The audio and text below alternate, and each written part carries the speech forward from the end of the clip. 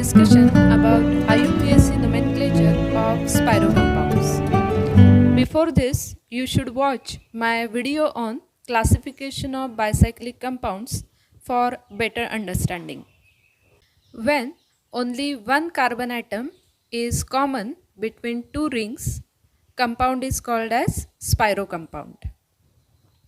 These are examples of pyrrhus compound, and you can see one carbon atom common between two rings. This is just a recapitulation. You have already seen classification of bicyclic compounds. Let us see rules for naming spirocompounds. Though rules are written here, we are going to understand them stepwise. The format for naming spirocompound is spiro square bracket a dot b square bracket complete parent name. Now let us consider one example.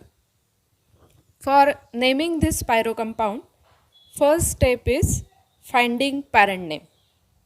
So first count total number of carbons across the entire molecule. This tells us about parent name that goes at the end. In this case, total number of carbons are 8, therefore parent name is octane. Next step is finding A and B. First, locate spirocarbon. Then count the number of carbons to the left and to the right of spirocenter. In this case, 4 carbons are in left ring and 3 carbons are in right ring, excluding spirocarbon. Remember, we are not counting spirocarbon. These numbers you have to arrange in ascending order in square bracket. So now you can write complete name of this compound as spiro 3.4 octane. We will practice naming spirocompounds with 2 more examples. Give IUPAC name for the following compound. We'll go step by step. First, count total number of carbons. In this case, total number of carbon is 5. So parent name is pentane. Now locate spirocarbon and count number of carbons to the right and left of spirocarbon. In this case, on both sides, 2 carbons are present. So name of this compound is spiro 2.2 pentane. One more example.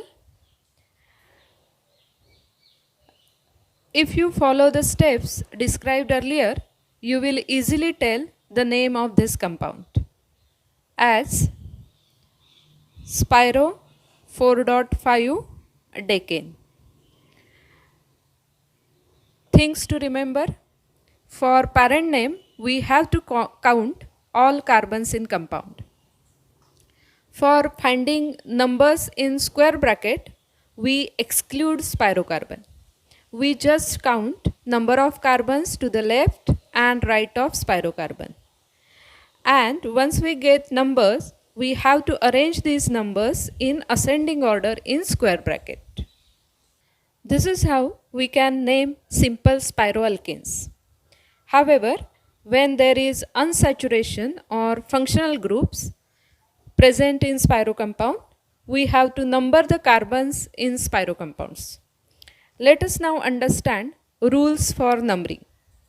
First thing, numbering starts from the atom next to spirocarbon and smaller ring is numbered first.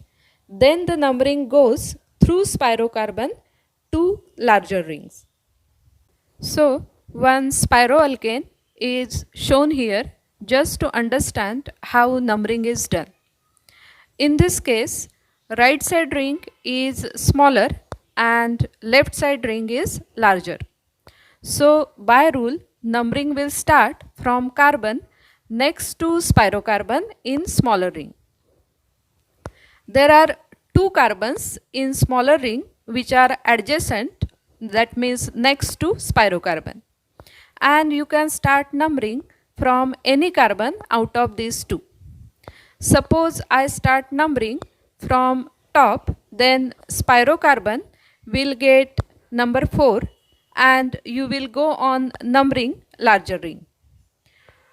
Again, you may number clockwise or anti-clockwise in larger ring. You will say how to decide.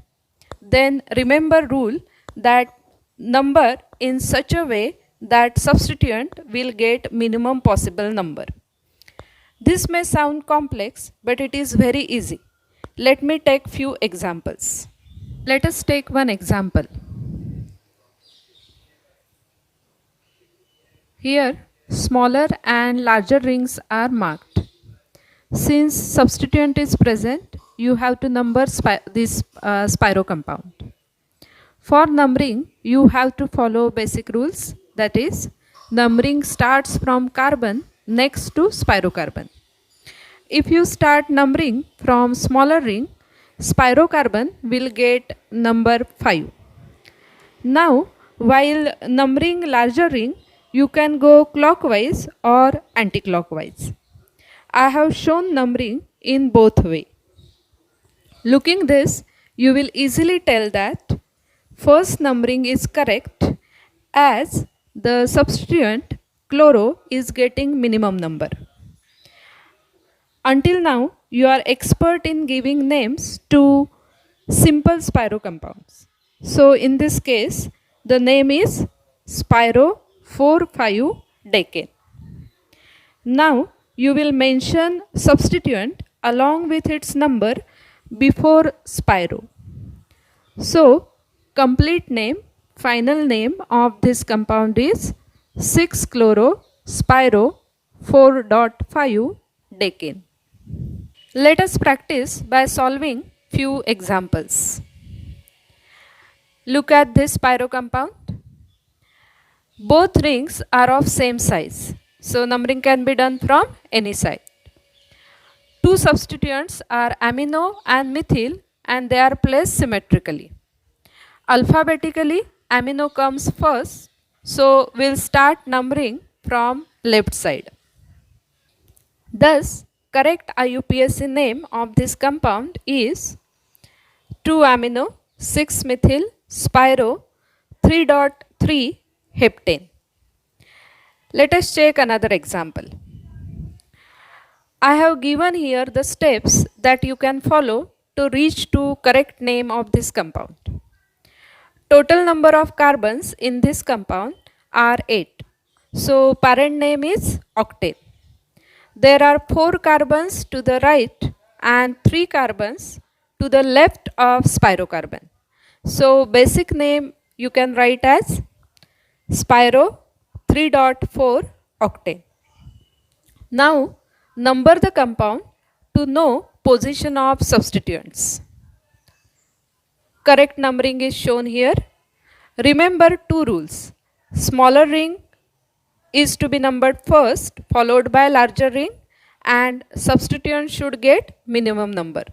So correct name of this compound is 1-amino 6-methoxy spiro 3.4 octane. Let us solve another example of spiro compound with unsaturation. Steps are mentioned again just to help you to reach to correct IUPAC name. Here both rings are of same size. So we should start numbering from right side so that double bond will get minimum number. Thus correct numbering is like this.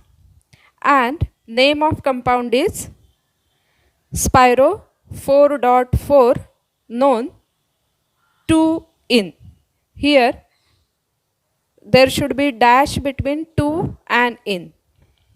This example I have taken specifically as until now I told you that substituent should be written before spiro.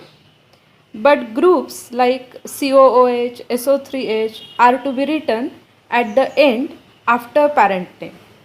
So correct numbering is shown here and name of this compound you can write as spiro 2.4 heptane 1,5 dicarboxylic acid.